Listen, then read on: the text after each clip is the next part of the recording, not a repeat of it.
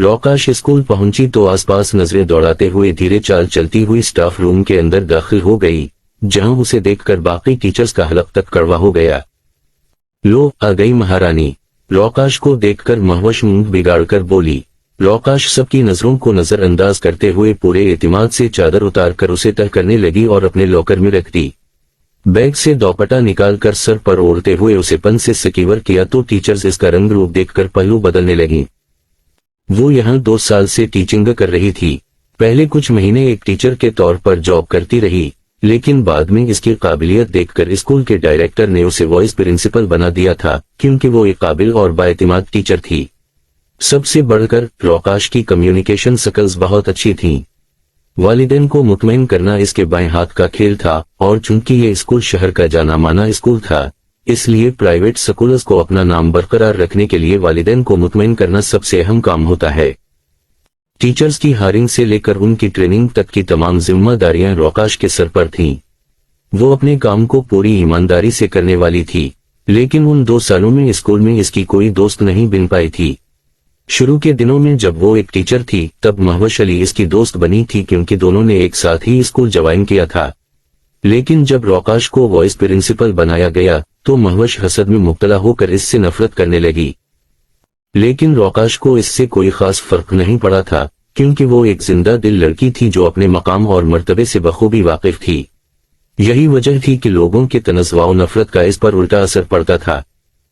10 साल की उम्र में जब अरीद साहब इसे छोड़कर दुनिया से चले गए तो रौकाश की उम्र 10 साल की थी, लेकिन ज़हनी तौर पर वो अपनी उम्र से ज्यादा बड़ी हो चुकी थी और इसके पीछे अरीद साहब का हाथ था।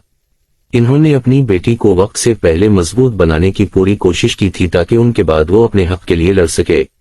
अरीद साहब की वफात के बाद आसिया रौकाश को 2 वक्त का खाना देने से भी तंग थी, लेकिन नन्ही सी रौकाश अपनी भाभी को कंट्रोल करना बखूबी जान गई थी।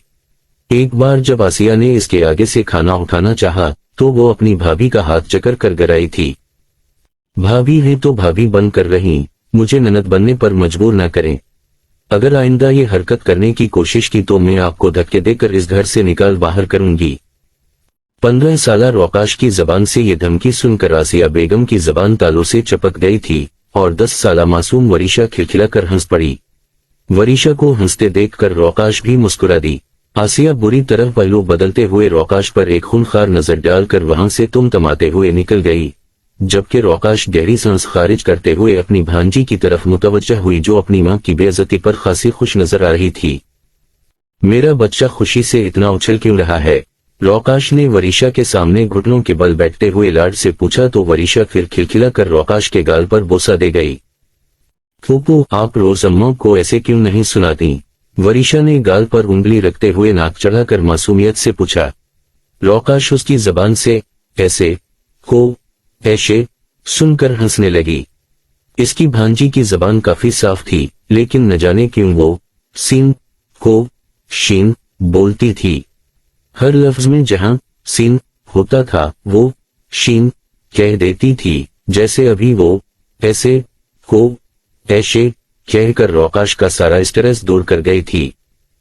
अम्मा की बेइज्जती पर मेरे बच्चे को इतनी खुशी क्यों हो रही है? रौकाश ने उसे उठाते हुए इसके पीठ में गुदगुदी की तो वरीशा खिलखिलाते हुए दूर होने की कोशिश करने लगी। अम्मा जब आपको तंग करती हैं तो मुझे बिल्कुल अच्छी नहीं लगती, और फिर वो प्यारी भी तो नहीं हैं, लेकिन नखरे ऐसे करती हैं जैसे सकी जबान से शनू वाइट।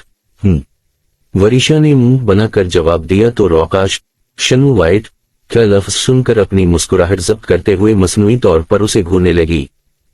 इशी बुरी बात, बच्चे ऐसे नहीं कहते हैं, रौकाश ने इसके बाल संवारते हुए कहा तो वरीशा होनहा कहकर मुंह टेढ़ा कर गई। सब टीचर्स की घोरती नजरों पर रौकाश बेजारी से आंखें घुमा गई। ये साला अपन को समझ नहीं आता कि मैं क्या नवाज शरीफ हूं जो मुझे देखकर सबके मुंह की डिजाइनिंग बदलने लगती है। टीचर्स के बिगड़े हुए चेहरों को देखकर रौकाश खौफत से सोचने लगी, ले मैं क्यों उन बल बतौड़ियों को सोच रही हूँ? मैं तो वाइस प्रिंसिपल हूँ, अभी उनकी हुआ टाइट करती हूँ।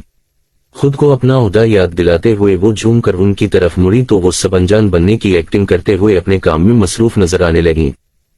मस महवश लास्ट वीक की नोट बकस अभी तक उन चिकट क्यों हैं? महवश को मुखातिब करते हुए वो मगरूर चाल चलते हुए उनके सामने जा खड़ी हुई, जबकि महवश अपनी जगह गड़बड़ा सी गई। मीम वो मेरी। इस अचानक उफ्तादा पर महवश अपनी बात मुकम्मल करने की कोशिश कर रही थी, लेकिन रौकाश ने उंगली उठाते हुए उसे टोक दिया। Madam Raukash, call me madam not ma'am dear, Raukash ने सपाट चेहरे के साथ कहा तो सब अंदर ही अंदर जल भन गईं। जी मैडम, मेरी तबीयत खराब होने की वजह से मैं बस चेक नहीं कर पाई, महवश ने नजरें चराते हुए जवाब दिया तो रौकाश ने एबरो चकाते हुए सबको घूर कर देखा। हम आज की ब्रेक टाइमिंग में आप अपना काम मुकम्मल करेंगी, इसे हुक्म देते हुए रौकाश ने अपना बैग उठाया और स्टाफ रूम से बाहर निकल गई, जबकि पीछे सब जब्त से मुट्ठियां भींचते रह गई। नाश्ता खत्म करके शर्जीना अपने कमरे में बैग लेने आई। कॉलेज यूनिफॉर्म में सफेद दोपट्टा आज कंधे पर लटकने के बजाय सर पर सजा हुआ था, और इसके पीछे एक खास वजह थी। बैग उठाकर वो आलम के कमरे में दाखिल हुई, जहां वो कलाई पर घड़ी बांध रहा था। आली पैसे दें। शर्जीना ने बेड पर बैग रखकर इसके सामने हाथ फैलाते हुए पैसे मांग गए तो आलम इसकी छोटी सी फैली हुई गुलाबी हथेली को देखकर मुस्कुरा दिया।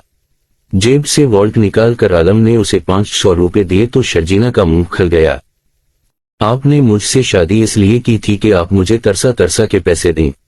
शर्जीना ने 500 के नोट को देखकर मुंह चढ़ाते हुए कहा तो आलम ने उसकी बात सुनकर आंखें चंदी दी। जिया मत भूलो मेरी गैर मौजूदगी में तुमने बहुत अयाशियां की हैं, इसलिए अब चुपचाप इन्हीं में गुजारा करो, आलम ने मसनूई गुस्से से कहा तो शर्जीना नाक चढ़ाने लगी। आज के टेस्ट के लिए रिश्वत भी देनी है, इतने पैसों में तो वो मुझे अपना नाम ही दिखाएगी बस। 500 के नोट को घोरते हुए शर्जीना दिल में फिक्रमंदी से सोच रही थी। बीवी पर पैसे खर्च करने से रिस्क में इजाफा होता है आली। शर्जीना ने एक अदा से कहते हुए एक और कोशिश की। आलम जहां मैं कम रिस्क में शक्र अदा कर लूंगा, तुम बेफिक्र रहो, आलम ने मुस्कुराहट दबाते हुए जवाब दिया तो शर्जीना इसे घूर कर कमरे से निकल गई। शर्जीना को कमरे से निकलते देखकर आलम नफी में सर हिलाते हुए पीछे हुआ और शर्जीना हाशिम शाह के कमरे में दाखिल हो चुकी थी। चाचो पैसे दें। शर्जीना ने हाशिम के सामने खड़े होकर आंखें उठाकर पैसे मांगे तो हाशिम शाह अपनी लाडली को दोपट्टा ओढ़े देखकर सदक़ेवारी हो गया। हाय मेरा बच्चा कितना प्यारा लग रहा है, शर्जीना का माथा चूमते हुए हाशिम शाह खुशी से कहने लगा तो आलम शाह नफी में सर हिला गया। वो कब से अपनी बीवी को दोपट्टा ओढ़े देख रहा था, लेकिन कुछ पूछा नहीं क्योंकि जानता था कि ये सब वो अपने मकसद के हुसूल के लिए करती है। जैसे अभी वो हाशिम शाह से पैसे निकलवाने वाली थी। चाचो आली ने मुझे बस इतने पैसे दिए हैं, इतने पैसों में तो कुछ आता ही नहीं, मेरी क्लास की लड़कियां 5-5 हजार लेकर आती हैं। शर्जीना मासूमियत से 500 का नोट हुआ में लहराते हुए दिख भरे अंदाज में बोली तो हाशिम शाह तरफते हुए आलम शाह को खूनखार नजरों से घूरने लगा। घोरी मारो इस आली काली को, मैं अपने बच्चे को खुद पैसे देता हूँ। हाशिम शाह ने वॉल्ट से 5000 निकाल कर उसे थमा दिए तो शर्जीना का चेहरा खुशी से खिल उठा। Thank you चाचो। शर्जीना खुशी से हाशिम शाह को गले लगाकर कमरे से बाहर भाग गई तो आलम नाराजगी से हाशिम को देखने लगा। यार कुछ खुदा का खौफ करें, वो जानबूझकर ऐसे मुंह बनाकर पैसे निकलवाती है और आपने सच में उसे इतने पैसे दे भी दिए। आलम झंझलाहट से हाशिम शाह की तरफ देखने लगा। तुमने भी ऐसे ही मुंह बनाकर मुझसे मेरी भतीजी का रिश्ता मांगा था और जब तेरी ये मनहूस शक्ल देखकर मैंने तुझे अपनी भतीजी दे दी तो फिर इसकी प्यारी सी सूरत पर 5000 किया 5 करोड़ भी लिटा सकता हूँ। वैसे भी तुम सब गधों से कहीं ज्यादा मेरी भतीजियों की सूरतें खूबसूरत हैं और मत भूलो कि मेरी लाडो मेरी फर्स्ट तरजीह है। हाशिम शाह ने जूते पहनते हुए तुर्की ब तुर्की जवाब दिया। आप ना सच में चाचो कहलाने के ही लायक हैं। आलम को जब कोई और बात ना सूझी तो इन्हें चाचो कहने का तना देकर कमरे से निकल गया। बास्टर्ड खुद होगा साला चाचो, हाशिम शाह ने गरज कर उसे जवाब दिया। खुद को चाचो कहलाने से हाशिम शाह को सख्त चिढ़ थी। साले कमीने मेरे साथ जवान होकर मेरी ही जवानी खराब करने पर तुले हैं। ख्यालों में आलम शाह पर लानत भेजते हुए हाशिम शाह गुस्से से बुड़बुड़ाने लगा। 8 बजे तक वो सब हवेली से निकल चुके थे।